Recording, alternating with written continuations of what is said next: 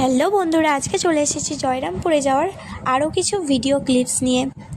আমরা তো হেঁটে হেঁটে জয়রামপুরে যাচ্ছিলাম, কিন্তু আমার ছেলে ঘুমিয়ে পড়ার কারণে আর আমার পায়ে কেটে গেছিলো, তার কারণে আমরা হেঁটে হেঁটে জয়রামপুরে যেতে পারিনি। তো আমার হাজব্যান্ড ওর একটা বন্ধুকে ফোন করে ডেকেছিল, ভাই তাই গাড়িটা নিয়ে চলে এসেছিলো। আমরা অটোতে উঠে গেছিলাম। হেঁটে হেঁটে যাওয়ার অনেক ইচ্ছা ছিল, কিন্তু ছেলে ঘুমিয়ে পড়ার কারণে আর তার উপরে পায়ে কেটে গেছিলো, তাই আর হেঁটে হেঁটে যাওয়া হয়নি। পরের বছর থেকে হেঁটে হেঁটেই যাওয়ার চেষ্টা করব।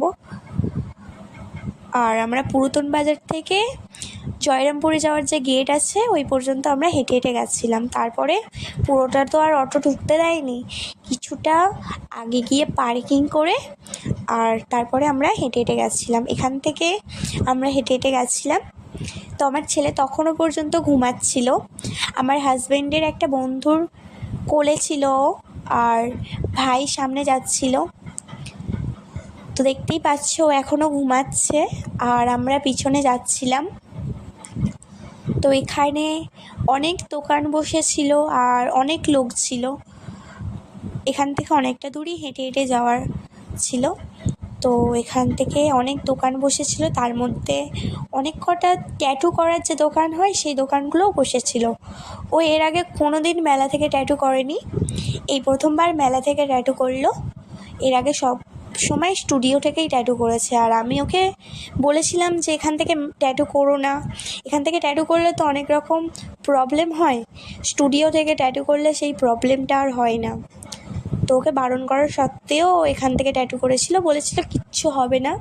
তো সূঁচটা পাল্টে নিয়ে ট্যাটু করেছিল। তো তোমরা এখানে দেখতেই পাচ্ছ ট্যাটুটাতে কি লেখা আছে সেটা আমাকে কমেন্ট করে বলো, আর কেমন হয়েছে ট্যাটুটা সেটাও কমেন্ট করে বলো। তো আমি এখানে ও ট্যাটুটা করছিল আর আমাকে বলছিল কেমন হয়েছে বলো ট্যাটুটা, অনেকবার করে জিজ্ঞাসা করছিল। আমি কিছু বলছিলাম না, চুপ করেছিলাম।